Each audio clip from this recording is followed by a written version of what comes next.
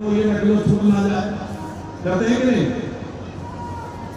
और जहाँ हमेशा के लिए जाना है, इतनी लंबी यात्रा करनी है, वहां की कुछ तैयारी करना चाहिए कि नहीं? तो मरने की तैयारी करना ये भी हम लोगों की बड़ी आवश्यक बात है।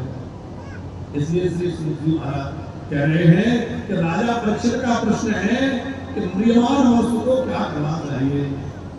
और इस प्रश्न को सुना तो सुखदेव जी बड़े प्रसन्न हो गए। कहने लगे, राजन बरियाने सते प्रश्ना क्रतोलो व्रतम रवा आत्मविस्मृतः पुंसां श्रोतव्या विषया। अच्छा, जो लोग दूर बैठे हैं उनसे निवेदन है कि आगे आ जाएंगे तो ज्यादा अच्छा होगा। जो पीछे के दीर्घा में बैठे हैं तो आगे आ जाए तो ज्यादा अच्छा, थोड़े थोड़े आगे आ जाइए सब लोग, अच्छा रहेगा। बड़े भक्त वत्सल भगवान की देवलिया जी, सुखदेव जी ने जब बोलना आरंभ किया तो सबसे पहले बकार का उच्चारण किया। बलि जाने बकार का उच्चारण क्यों किया? क्योंकि बा जो है वह ब्रह्म का बीज है और सुखदेव जी के अंदर क्या है? बोले सुखदेव जी के अंदर तो ब्रह्म ही ब्रह्म है। तो ब्रह्म ज्ञान में निमग्न रहते हैं और ब्रह्म ज्ञान में भरे रहते हैं, इसलिए तो जो अंदर होगा वही बाहर आएगा। आप मूली खाकर बैठे हैं तो रकार में क्या आएगा? वही आएगी कि नहीं? शीशी का ढक्कन इत्र का खोलेंगे तो जैसा इत्र होगा वैसे सुगंध नहीं जाएगी। उसी प्रकार जब कोई बोलता है तो उसके अंदर क्या है वो प्रकट होने लगता है। सुखदेव जी ने अपना जब प्रवचन प्रारंभ किया तो सबसे पहला शब्द निकला हुआ बलियाने सते प्रश्न। राजन, तुम्हारा प्रश्न बहुत उत्तम है, बड़ा श्रेष्ठ है। क्यों ऐसा श्रेष्ठ क्यों है? बोले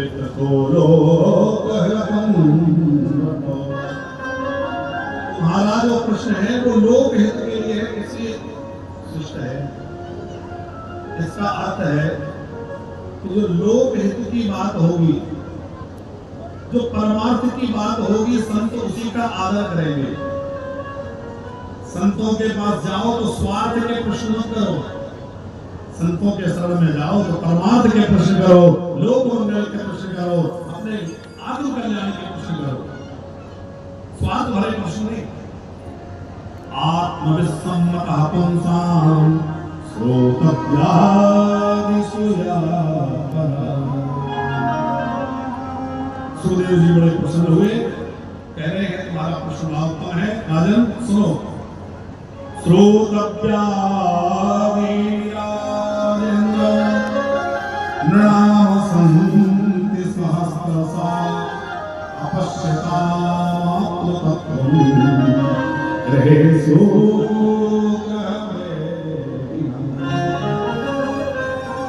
अच्छा, आप लोगों को हमारी भाषा कथा समझ में तो आ रही है कि नहीं आ रही?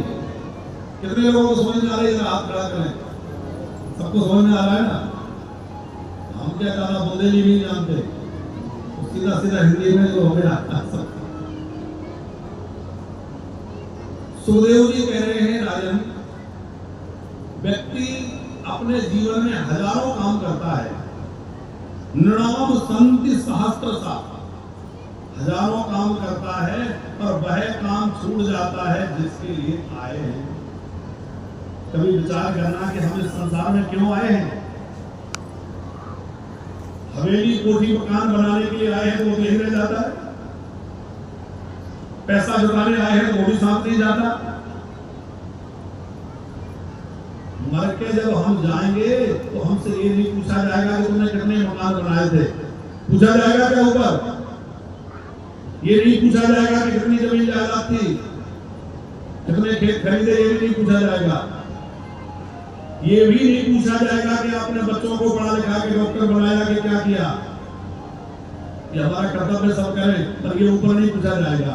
ऊपर तो आपसे ये पूछा जाएगा कि तुमने कितना राम नाम स्मरण किया है, कितने सत्कर्म किए हैं, कितना परमार्थ किया है, ये हिसाब ऊपर होगा। इसलिए सुखदेव जी कह रहे हैं, राजन ग्रहेषु ग्रह मेधिनाम, घर गृहस्थी के कार्यों में व्यक्ति इतना बड़ा जीवन अपना नष्ट कर देता है, पर जिस काम के लिए आया था वह छूट जाता है। सब करते रहिए, पर सबके साथ साथ वह भी करिए जिसके लिए हम यहाँ आए हैं, क्योंकि समय तो बीत रहा है, श्वासें बीत रही है, और श्वासें बीतती जाएंगी तो ना जाने कब श्वास का आना जाना हो जाए। पता है कोई? सुखदेव जी कह रहे हैं नित्या ह्रियते रक्तम व्यवाये चवावया विवाचारते हयाराजन कुटुंबो भरेवा। हमारी रात्रि तो सोने में बीत जाती है, और दिन धन की चिंता, परिवार की चिंता में बीत जाता है। तो इतनी बड़ी आयु, समय थोड़ा नहीं है हमारे पास, और समय है। कितना समय है? लोग मोबाइल में समय खराब कर रहे हैं, टीवी में खराब कर रहे हैं, यहाँ वहां बातचीत में खराब कर रहे हैं। तो समय तो है हमारे पास। बुजुर्ग बैठे रहते हैं, समय नहीं कटता, ताश खेल रहे हैं, गप लगा रहे हैं, करते हैं कि नहीं? तो समय काटने के लिए हम ताश खेलने तैयार हैं, दुनिया की इधर की बातें करने सुनने तैयार हैं, और उस समय का सदुपयोग करते हुए भगवान का नाम स्मरण करने के लिए तैयार नहीं है कि भगवान का भजन करें, जीवन का सदुपयोग करें। अरे भैया, वो संपत्ति जुटाओ जो साथ जाएगी। जो संपत्ति यहाँ काम आने वाली है उसको करिए, अच्छी बात है, उसकी बुराई नहीं है, उसका कोई परहेज नहीं है, पर वो संपत्ति भी जुटाते रहना जो साथ में जाने वाली है। नहीं तो वहां जाओ तो खाली हाथ रह जाओ। क्या करें? बोले कल्याणकामी को 3 काम करना चाहिए। पहले दिन भी हमने निवेदन किया था, तस्मात् भारत सर्वात्मा भगवान ईश्वरो हरि श्रोतव्या कीर्तितभ्यश्च स्मर्तव्ये चिक्षतावयम्। जो अपना कल्याण चाहता है वो पहले तो खूब कथा सुने। पहला काम क्या है? कथा सुने। दूसरा काम कीर्तन करे, और तीसरा काम स्मरण करे। ये कथा सुनने का जो काम है ये साधारण नहीं है। हर किसी का कथा में मन नहीं लगता। कथा मिल जाना ये भगवान की कृपा है, लेकिन कथा में मन लग जाना ये भगवान की अतिशय कृपा है। कथा तो मिल जाती है, आजकल तो भगवान की खूब कथा हो रही है, कहाँ कहाँ खूब कथाएं हो रही है, टीवी में खूब कथाएं हो रही है, मोबाइल में खूब महापुरुषों की कथाएं आ रही है, और सुन कितने लोग रहे हैं। तो भगवान ने तो अपनी कृपा का भंडार खोल दिया, लेकिन अब हमारा भाग्य कितना जागा है, क्योंकि हमारा भाग्य जागेगा तो अतिशय कृपा भगवान की होगी। कोई कथा में मन लगेगा नहीं, तो कथा में जाकर के भी दुनियादारी याद आएगी, कहीं नींद आ जाएगी, कहीं घर की याद आ जाएगी, कहीं कोई काम याद आ जाएगा। कथा में जाकर भी कथा में मन नहीं लगता। नाम स्मरण करो, नाम में मन नहीं लगता। कारण वो स्वामी जी कहते हैं, बोले भैया बीमार व्यक्ति को पकवान अच्छे नहीं लगते। आपको बुखार हो जाए, टाइफाइड हो जाए, तो बढ़िया आपके सामने पकवान बना के रखे जाए, अच्छे लगेंगे? अरे बताओ ना, अच्छे लगेंगे कि नहीं? बीमार व्यक्ति को पकवान अच्छे नहीं लगते। जैसे बीमार व्यक्ति को बढ़िया बढ़िया पकवान अच्छे नहीं लगते, उसी प्रकार जिसके अंदर पाप ज्यादा है उसको भगवान की कथा अच्छी नहीं लगती, उसको दुनियादारी की बातें बहुत अच्छी लगती है, कथा अच्छी नहीं लगती। कि तुलसी पिछले पाप होते, हरि चर्चा न सुहाए। कैसे? जैसे ज्वर के ताप से भूख विदा हो जाए। जैसे ज्वर के ताप से भूख भाग जाती है, वैसे ही हमारे पाप हमें कथा में नहीं बैठने देते। कथा में बैठेंगे तो पाप समझते हैं हमें भागना पड़ेगा, जलना पड़ेगा, इसलिए कोई ना कोई बहाना बना के पाप हमें उठा के ले जाते हैं, काम याद आ जाएगा, मन नहीं लगेगा। अच्छा, भजन में बैठते समय मन ज्यादा परेशान करता है। क्यों? क्योंकि मन में जो विकार है वो भजन में बैठते ही खलबली मच जाती है। वो विकार हमें ज्यादा परेशान करने लगते हैं कि यदि धीरे धीरे भजन में लग गए तो फिर मन के विकारों को तो बढ़ना पड़ेगा, इसलिए वो हमें ज्यादा परेशान करते हैं।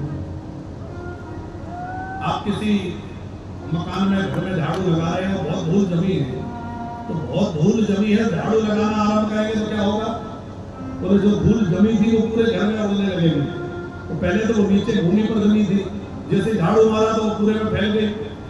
अब कोई उस धूल को उड़ता देख के सोचे कि अरे झाड़ू लगाना बेकार है, सब और पूरी धूल हो, तो धूल की सफाई होना तो संभव नहीं होगा। सफाई करना है तो उसको करना ही पड़ेगा। उसी प्रकार जब मन की सफाई करने बैठते हैं तो बड़ी उथल पुथल होती है, विकार हमारे ज्यादा हमें परेशान करते हैं।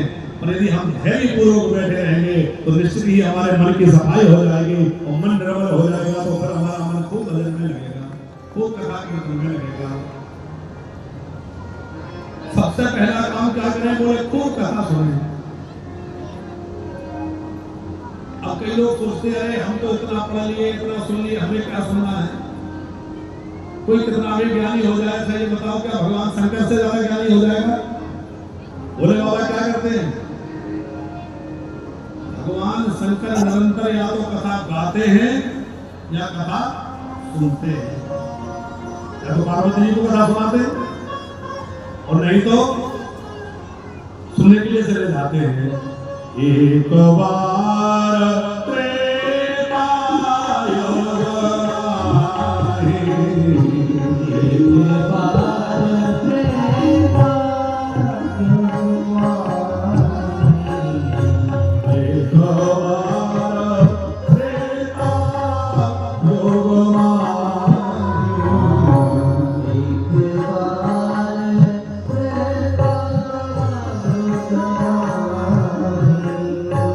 शंभु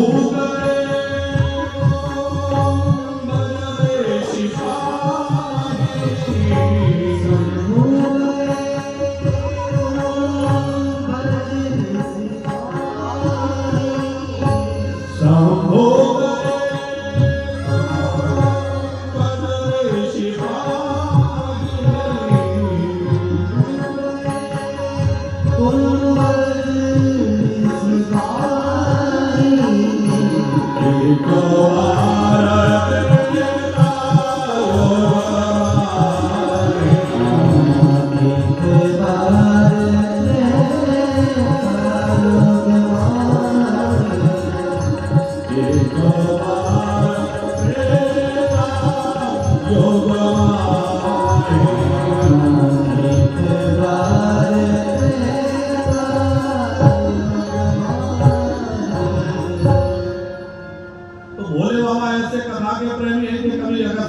सुनने पहुंच जाते हैं, कभी कालभूषण जी के पास।